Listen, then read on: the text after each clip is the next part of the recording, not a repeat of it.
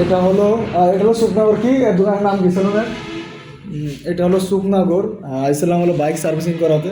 তো বিদ্যুৎ চলে গেছে, ভিডিওটা অন করার আগে বিদ্যুৎ চলে গেছে। তো হলো নাম কি সাদেক? New looks. হ্যাঁ, new looks. New looks new looks new looks হ্যাঁ, ফ্যামিলি পার্লার।